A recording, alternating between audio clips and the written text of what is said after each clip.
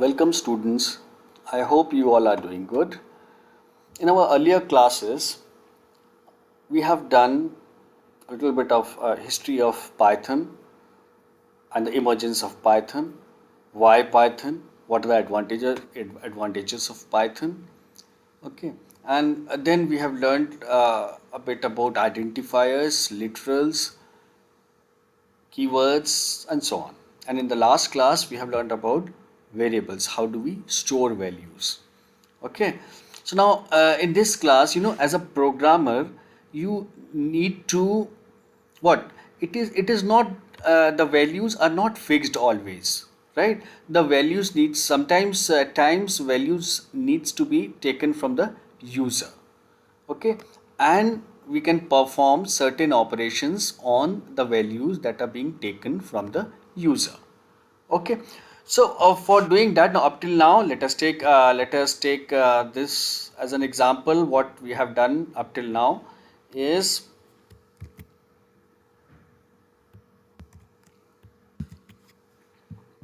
this. I am pasting it here, simple, and I'm increasing the size of the screen. Okay, a2 is equal to 10, where I'm giving the value 10 to a2 and 20 to b2, and tot is another identifier or a variable wherein I'm storing the sum of a2 and b2, and then print tot. Fine. So this is the simplest program using variables we have written. Okay, let us run it. I get the output 30 here. Okay, but the problem with this is always it will give the result as 30 only. What I want the computer, the Python to ask for a value from the user. Say first time I have given the value of a2 as 15 and b2 as 25. ठीक है, and next time when I run I give 35 and 45. ठीक है, say for instance what I am doing, I am calculating the total marks stored by students in each class. Okay, all the students one after the other. Okay, so in that case the marks will not be the same. Every time the marks will change student to student. In order to address that, we have a function called input. Okay, now if you see here what I am writing, a2 is again a variable, is equal to input and the function sign, right? So what it will do, it will take a value and store it in a2. Again it will take another value and store it in b3. Fine, and then tot is equal to a2 plus it has to be b3. Okay, and then tot. Okay, now let me run this program. Let us take it to some other place. Okay, this, and control enter. Now see, there's no error with the program, but what has happened? Nothing has happened so far. Okay, so what is happening behind is because of input function, the console is asking for a value. Okay, but how do we know that console is asking for a value? We do not know. Okay, so what is happening, console wants a value and user does not know what to do, right? Still it is asking a value. See here, it is asking for a value. Okay, so suppose I give 2 and then I give 3, I get, oof, I should have got 3 plus 2. I should have got what, students? I should have got 5, but it is giving me 2, 3. Okay, 2, 3. We'll come to that later. Okay, now in order to make the program a little clear, I add a message over here. What is that? Enter, say first number. We are entering numbers, right? So enter first number. I'll give a little space here and I'll write enter second number. Okay. Okay. So let's run this and see. Now the difference is, now it is prompting me for something. Okay, what is it? It is asking that I must enter the first number. Fine, I must enter the first number. Okay, so the number has to be added, so I give 30. Okay, and then since the operation has not ended, I am still in the first line. You see, 80 is equal to input, it asking for a value. I press enter again. Now it has asked me for the second value, enter second number. Okay, this value will go into what? Into B3. Fine, so I give 20 here, and then to get the final result I press enter. Okay, now what do I get? 3020. 3020. Instead of 50 I am getting 3020. So what is apparent here is input function takes the value as string. We have done it before, right, students? It is taking it as string. So first it has taken 30 and then 20, and literally it has concatenated it, 30 and 20. It has written 30 and 20 one after the other. So it has concatenated two values, that is A2 and B3. The values were 30 and 20. Fine. So what is clear here? That whenever we are using input, it takes a string, it takes the value as string. Okay. Now, what changes do I need to do here? Okay. Now let us go there. Okay. Fine. We have done this. Okay. Fine. Okay. So you see what is happening here. In the first line, A2 is equal to input, enter first number. Okay. So first number is being assigned to A2 in which format? String format. Okay. As a string, it has stored the value in A2. Okay. Now I've got a command which print type A2. We have done it earlier, right? So when we write type A2, it will show me the type of the variable A2. Okay, now if you see there, I have run it, I run it here, I get enter first number and I have entered 23, and as a result of the second line print type A2, it is giving me class string, str string. So what does it show? That the value which has been assigned to A2 is of which type? String type. Okay, now in order to apply certain calculations or expressions, what do we need to do? This string value needs to be converted to integer value. Okay, so now look at the third statement, num1 is equal to int of A2. Okay, so this process is called conversion. Why conversion? Because I am converting A2, which is a string type, into integer. Right? Now remember, only the numbers written inside the quotes can be converted to integer. Suppose I write Saurabh here as a value for A2, it cannot be converted to integer. It does not make any sense. Right? So num1 is equal to int A2. I am converting it to num1. Now again, to see whether it has converted or not, I see the third line, the fourth line, the output of the fourth line, print type num1. So what has it printed? Class int. So after converting it to int, it has changed to int. So num1 is of which type? Integer type. Okay. Now when I have successfully converted it to integer, I can apply or I can do calculations. Same thing, I am using it with B2. Okay. And then num2 is equal to int of B2 and TOT is equal to, you see, I am writing num1 and num2 here, not A2 and B2. Fine, not A2 and B2 here. Why? Because A2 and B2 are string values, num1 and num2 are numeric values. Fine. So I get the result 66. Okay. So if I take this particular code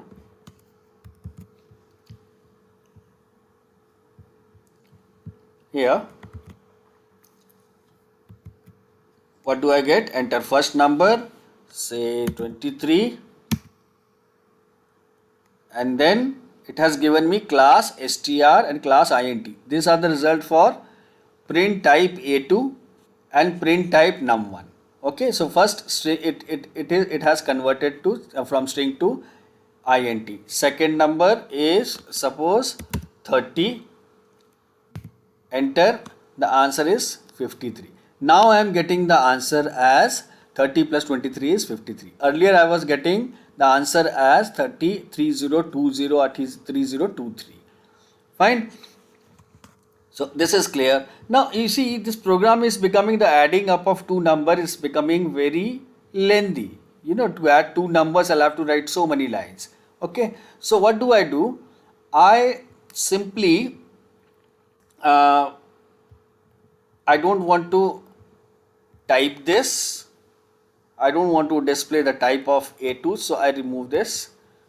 Okay. Num2 is equal to int A2, also I am removing this. Okay. This also I am removing. Delete.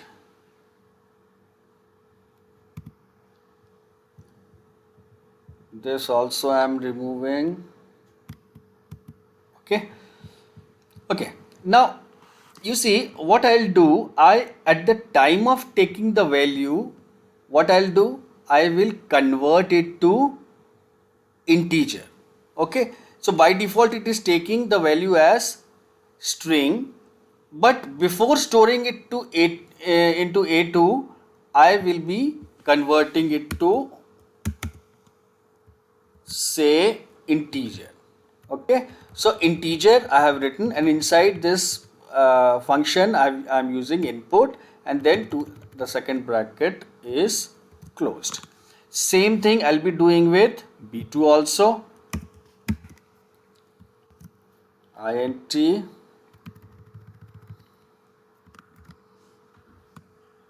okay. Now tell me, tot is equal to num1 plus num2 or a2 plus b2? Oh, sorry. Wait. Oh my god.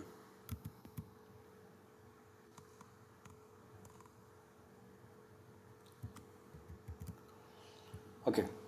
So here it should be a2 plus p2. Fine. Let me see what do I get. Result. Enter. It has asked me for the first value. I give the value as 30. Enter. It has asked me for the second value 20. Enter. Wow, we have got the answer now. Okay, 50. 30 plus 20, 50. You see, the earlier program was little bit lengthier, and it had certain things that I had written there just to make you understand what is the data type, where is the conversion done. Okay, so this a2 has become was what initially only at the time of taking value it has taken it as string and converted to integer. Same thing has happened with b2, and I am adding a2 plus b2 and I am getting the result 50. Okay, any doubts? Okay.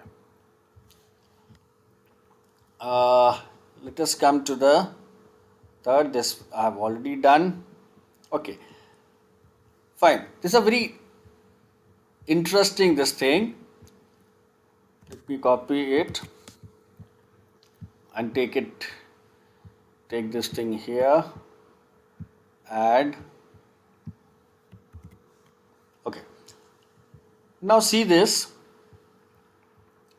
I have taken, suppose you see here I was taking single values and it was giving me, converting it and giving me the result. Okay, now suppose I want to give an expression and I want Python to give me the result of the expression. Fine. Now what is an expression? Say 2 plus 3 divided by 2. Okay, or 7 multiplied by 5 into 3. These are all expressions, right? So I have taken one variable called my exp. Okay, now see what I am doing. is equal to eval. Eval is a function which will convert an expression, okay, written in a string form, okay, and it evaluates it and stores the answer in the variable. Fine. So if I run this, you see, if I run this here, enter an expression. So expression is, suppose 4 into 4 plus 3. Okay.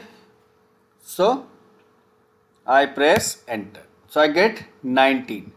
4 into 4 is 16 plus 3 is 19. Fine. So if you want to evaluate any expression directly, what we can use? We can use eval function. Remember, input is also a function, print is also a function, input is also a function, eval is also a function. And what is the function of eval? Eval, it converts an expression given in a string form to its number format. Okay, so 4 into 4 plus 3 was in string before. Okay, now with the help of eval it has been converted and it has given me result 19. If you see, print type my exp. Okay, now with the help of type I get the data type of a variable.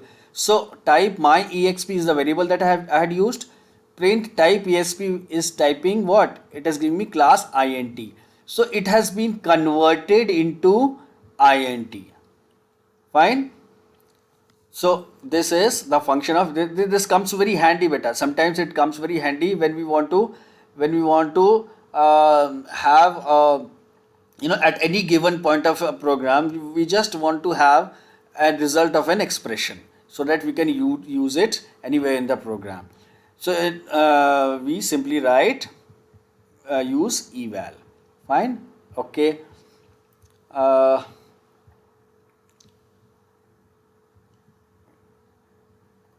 Any kind of function. Here I have given 4 plus 23 divided by 3 into 4 and it has given me 34.66. Here it is giving class float. Why? This is a decimal value. Fine. Okay. This is very interesting thing. Okay. Okay. Now see.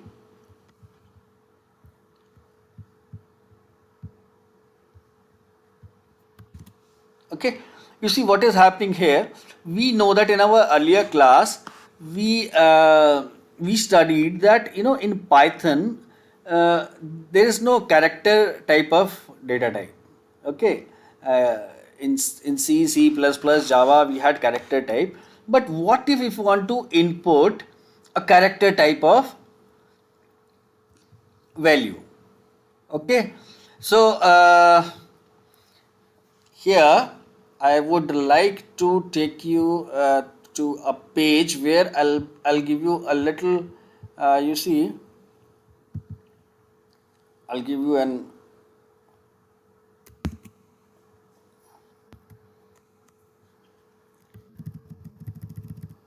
okay. So if I write a string as SAURABH, okay, now my string is SAURABH. Okay, I'm giving a space in between. Okay, so this string, suppose I'm storing it in a variable name. Name is equal to SAURABH. Okay, inside quotes, single or double, it does not matter. Fine. So if when a string is being stored in a variable, it stores all the characters in different indexes. Okay, so it is, you cannot change them obviously, but you can traverse through, you can read through. So the first index is the 0th index, second one is the first index, third one is the second index, fourth one third, and fourth, and fifth, and this is sixth. Fine. Okay, so if you are unable to see this, I will simply make it little large. Okay, so if you see, these are the index numbers: 0, 1, 2, 3, 4, 5 and 6. So how many characters are here? 1, 2, 3, 4, 5, 6 and 7. But I am having the indexes as 0 to 6. Why? Because 0 to 6 is how many? 7. Fine. So in the earlier class, what you have learned, you have used a I think length function, right? Length function you have used, yes. Okay, so it was giving me length of a string. It was giving me, suppose if I write length of name, it will give me 7, but that is 0 to 6 only. So what is 0 to 6 is 7 characters. Fine. So if I want to take out r, this will be where? That will be, okay, name here. Okay, that will be somewhere name, r is third character, right? So name and third character is represents r. So this is a little bit of string that I have told you. We'll cover this at length, but here, just for your understanding, or in Python, to take the value as characters, we can take use of this. Okay, let us go there. Okay, now ch is equal to input, enter a character. Fine. Enter a character means, suppose if I write, if I suppose if I run this, if I give one character r, so r will be printed, nothing wrong, the program works fine. Okay, so what if I suppose I run it again and give it as, suppose, ERT, okay, or for that matter PQR. Okay, now if I give PQR, what should it do? Okay, now it will give me the answer. Fine.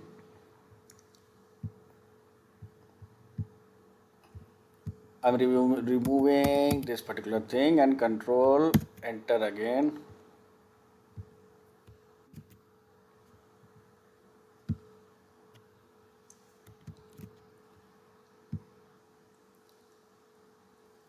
Okay, I'll go here.